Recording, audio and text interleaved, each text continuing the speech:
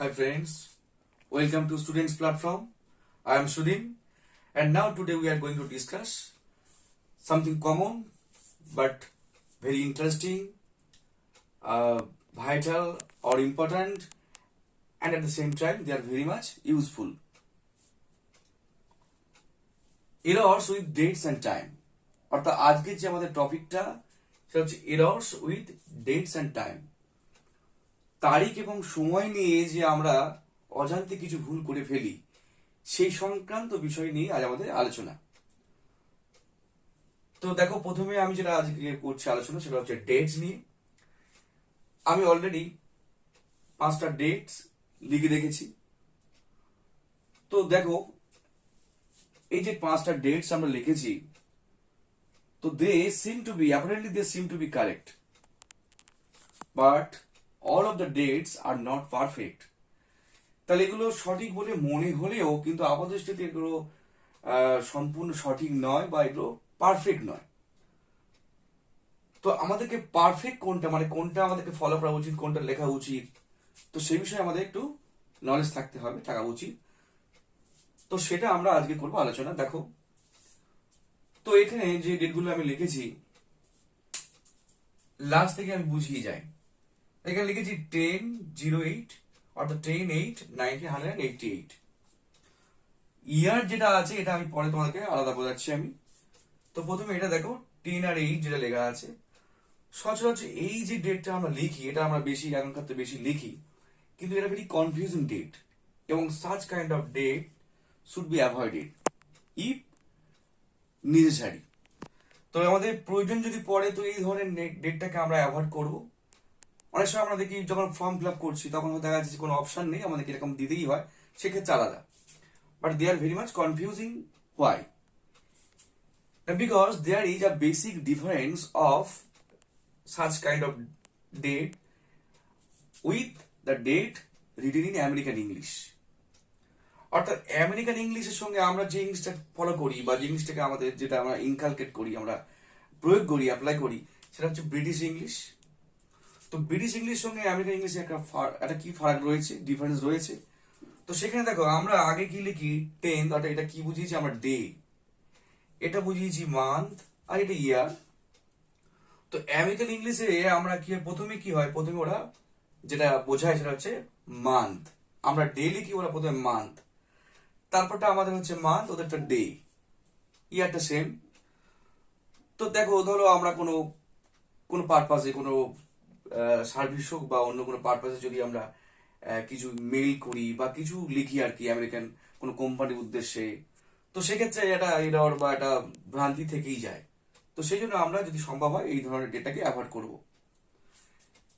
তারপর এটা দেখো, অগাস্ট 8, এই ধরনের ডেটটা এটা ভুল, এটা ঠিক নয়। তার কারণ যদি দেখো, এই ধরনের একটা ডেট আমি লিখেছি, সেকেন্ডটা অগাস্ট 25 বা 25, তো এটা কিন্তু সেই অর্থে ভুল নয়, যদিও এটা পারফেক্ট নয়, কিন্তু সেই অর্থে ভুল নয়। ভুল এটা কেন? যখন আমরা কোনো মাসের পরে একটা সংখ্যা অর্থাৎ 1 ডিজিট যখন লিখবো, সেটা এইভাবে লিখবো না, সেটা এটা এইভাবে লেখা যায় না।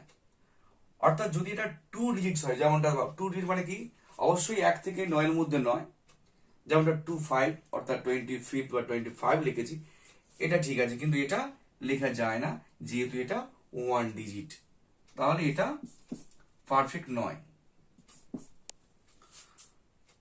আচ্ছা, এরপরে দেখো, অগাস্ট দা 25, তো এটা এবং এটা দুটো কারেক্ট, ভুল নয়, কিন্তু এগুলোকে দেওয়া উচিত সেকেন্ড প্রেফারেন্স, অর্থাৎ ফার্স্ট প্রেফারেন্স দেওয়া যাবে না।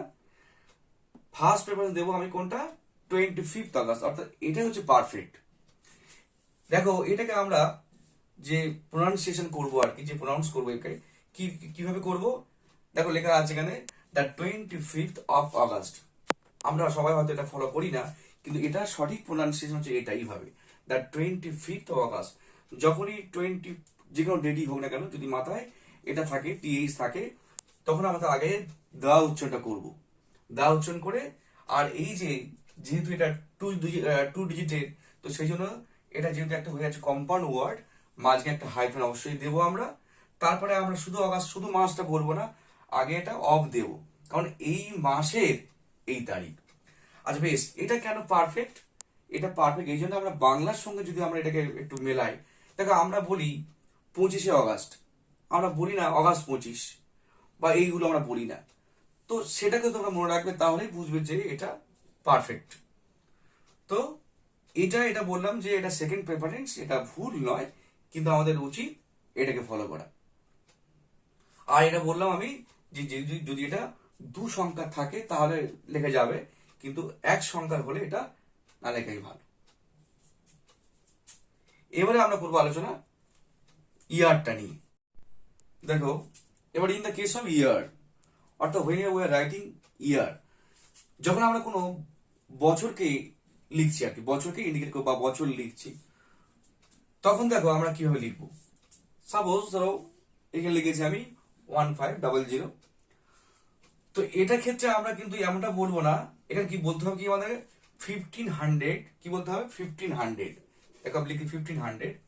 তো সঙ্গে আমি লিখেছি নট 1500, অর্থাৎ যখন আমরা 1500 বলছি বাংলায়, ইংলিশে কিন্তু আমরা বলতে হবে 1500।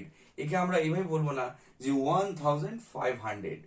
একইভাবে 15, 16, 17, 18 আপ টু 19, অর্থাৎ 1900 পর্যন্ত আমরা এটাকে 100 বলবো। তো হয়ে গেল, তখন আমরা 1900 বলবো না ইয়ার বলার সময়। আবার দেখো সেকেন্ড পয়েন্টে দেখো, বাট 2000 অর অ্যাবাভ, যখন আমরা 2000 বা তার উপরে কোনো সংখ্যা, কোনো ইয়ার বলছি, যেমন এখন 2021 সাল, তো সেটাকে আমরা অবশ্যই এটা বলবো না যে 2021, 21, 2021, 22, 23, অর্থাৎ 2000 বা তার উপরে হলে আমরা ওই 100 কথাটা আর বলবো না, তখন আমরা 1000 চলে আসবো। দেখো আমি লিখেছি এখানে 2000, তখন হয় 2000। আর এখন যেহেতু আমাদের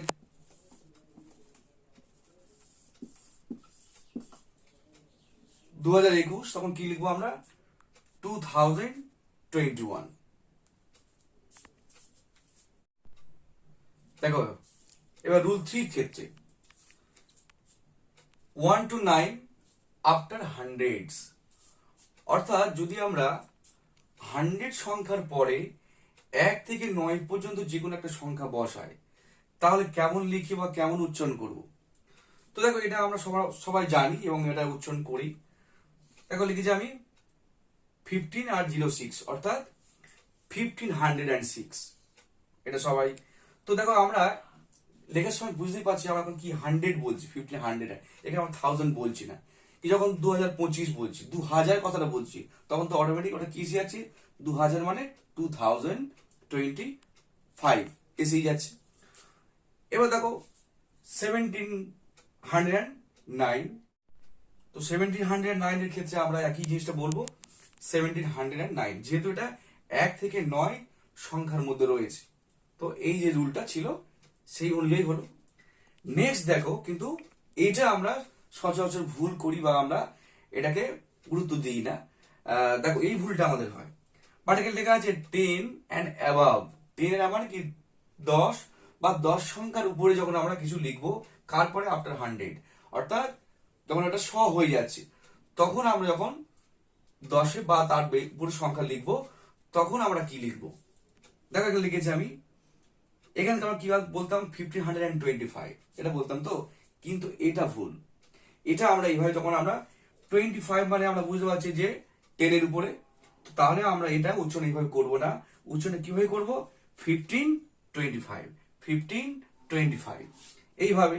তো 1525, আবার যদি আমি 1811 দিলাম, তাহলে আমাকে এটাই বলতে হবে 1811, নট 1811 বা 1811, এমনটা বলা যাবে না, এটা ঠিক নয়। দেখো এবারে আমরা শিখবো এরর্স উইথ টাইম, অর্থাৎ সময়কে নিয়ে যে ভুলগুলো আমাদের হয়ে থাকে সেগুলো আমরা লিখবো। আচ্ছা দেখো আমি কতগুলো সময় লিখে রেখেছি।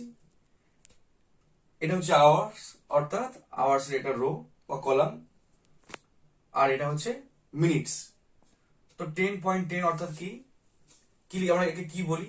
10 past 10, 10 past 10। 10.15 কি বলি আমরা? 15 কে আমরা বলি কোয়ার্টার, তাহলে কোয়ার্টার পাস্ট 10। আবার এখানে দেখো 9.45, তার মানে আমরা কি বলি? Quarter to 10।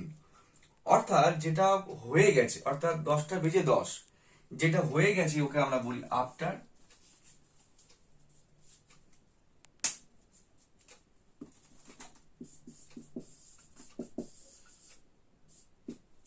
আর যেটা বাকি আছে সেটাকে আমরা বলি টু, আফটার আর টু। 15 অর্থাৎ এটা হয়ে গেছে, তাহলে আমরা একে বলছি কোয়ার্টার, কোয়ার্টার পাস্ট 10। এখানে দেখো 9:45 অর্থাৎ 10টা বাজতে 15 মিনিট বাকি আছে, তো বাকি মানে টু বলবো, তাহলে কোয়ার্টার টু 10, কোয়ার্টার টু 10। এখানে দেখো 9.30, তার মানে কি? 30 মানে হাফ হচ্ছে, তাহলে আমরা যেহেতু 9টা বেজে 30, সেই জন্য আমরা বলবো হাফ পাস্ট 9। তো দেখো এগুলো আমরা মোটামুটি জানি। তো যে ভুলগুলো আমাদের হয় সেটা হচ্ছে এই পার্টটা। দেখো 10.14, তো এখানে দেখো যখন আমরা বললাম 10টা 10, তখন কিন্তু বললাম যে 10 past 10। এখানে কিন্তু আমরা মিনিট কথা উল্লেখ করলাম না, কিন্তু এখানে দেখো 10.14, 14 মিনিটস পাস্ট 10। অর্থাৎ এখানে আমরা 10 পাস বলেছিলাম, মিনিট কথা উল্লেখ করিনি। কিন্তু যখন 14টা বলছি আমরা, বা 13, 12, 16, 17, 18, 19, তখন কিন্তু আমাদেরকে বলতে হবে মিনিটস কথাটা, অর্থাৎ মিনিটটাকে উল্লেখ করতে হবে। 14 বা 16 বা 17 মিনিটস পাস 10 হোক বা অন্য কোনো সময়। একইভাবে দেখো 9.48, তার মানে বুঝতে পারছি যে 10টা বাজতে 12 মিনিট বাকি আছে, তাহলে বাকি আছে মানে টু বলবো আমরা। তো সেক্ষেত্রে দেখো 12, অর্থাৎ আমরা এখানে মিনিটস বলতে হবে, যে 12 to 10 এটা বললে ভুল হবে, 12 মিনিটস টু 10। তো এইগুলো কেন হচ্ছে? দেখো 5,